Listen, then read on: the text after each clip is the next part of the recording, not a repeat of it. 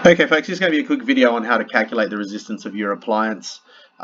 It's more than likely an impedance anyway because you're dealing with an AC voltage, but let's just go as per the instructions on the engineering report.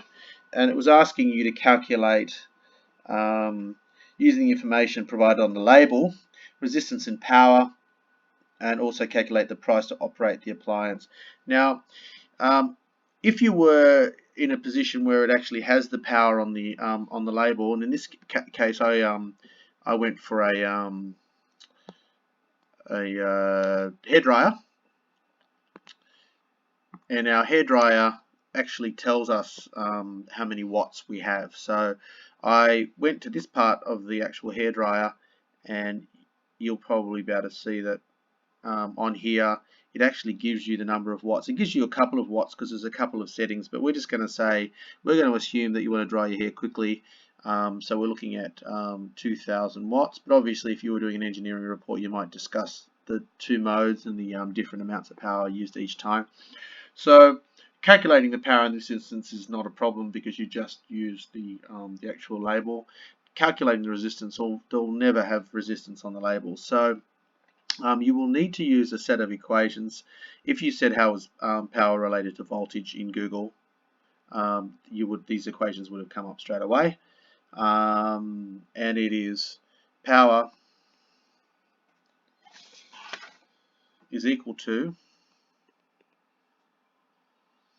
V squared on R is also equal to I squared times R, and that is where V equals voltage,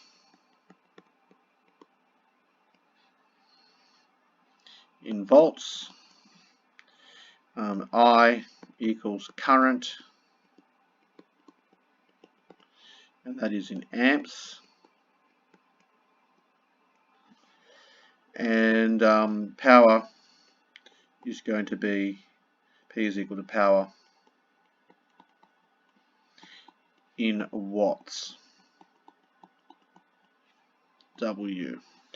So you just need to use this equation here to work out our resistance, because we know our power and we want to find our resistance. But do we know our voltage? Well, we do know our voltage. Now, the first question I'm going to ask you is the mains voltage in Australia 240, like I've been saying over and over again, or is it something else? You might want to have a look into that, because you might find that it's not what you thought it was. So for this situation here, we know we've got 2000 watts, and I'm going to say that our voltage is equal to 240, although it might not be. It might be something different to that, but you need to look that up. So 240 squared over the resistance. Now, obviously you need to make resistance the subject of this equation, so you multiply both sides by R, and you'll end up with, and then divide by 2000. You'll end up with R equals 240 squared over 2000. And lo and behold, when we do that, we end up with, I'll just grab my trusty calculator, 240 to the power of 2 is equal to that, divided by 2000. And we end up with 28.8 ohms, because we measure resistance in ohms. So that's how I calculated my resistance. Okay, I used the equation P equals V squared on R. Now, do we know if that's actually a true equation? Do we know if that's, is that working? So let's jump down a page and see if we can and I'll get out of the pen tool, and we'll just see if we can prove that this equation actually works for other situations. So far we've got that situation there, and now I'm going to prove that the equations actually do work. So we turned around and we said it's either V squared on R or I squared R. So let's see if that we can actually plug that 28.8 into the equation. Maybe let's calculate our current. I know that's not part of the what we need to do, but let's see if we can do that as well. So we say P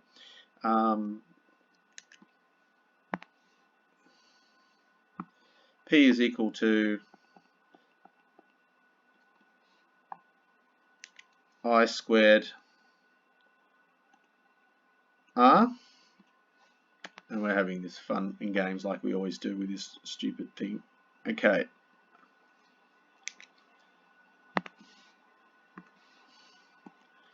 P is equal to I squared R. And we know we've calculated that our R is 28.8 ohms. And we know our power is 2000. We can say 2000 equals I squared times R, which is 28.8. And then we're going to make I the subject of our equation. So we're going to say I is equal to 2000 divided by 28.8. We're going to take the whole square root of that because it was I squared originally.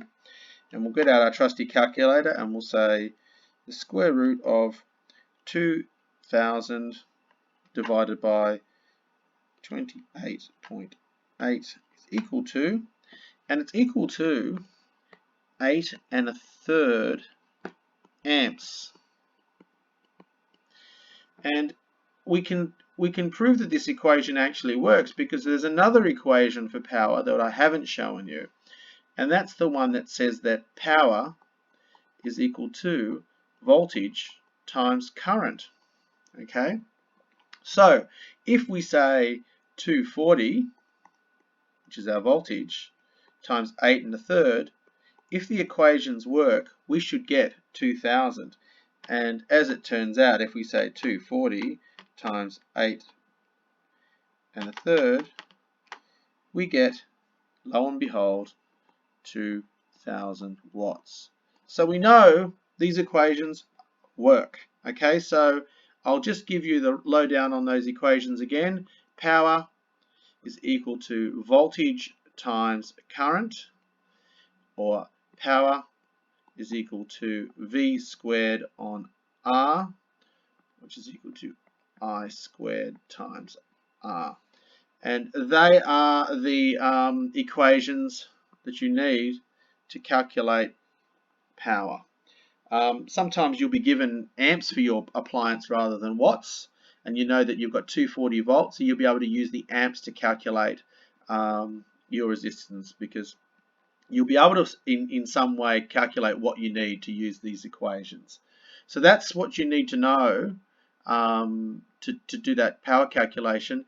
The other question was asking you to calculate the price of operating the device, calculate the price to operate the appliance based on a price of 33 cents per kilowatt hour, and discuss ways of reducing cost. Okay, so that's something that you need to think about. I'm not going to tell you the answer to that question, but I will put up a, obviously when you're talking about usage, you'd be talking about the common usage for the device, like if it's a TV, how many hours a day would it be on?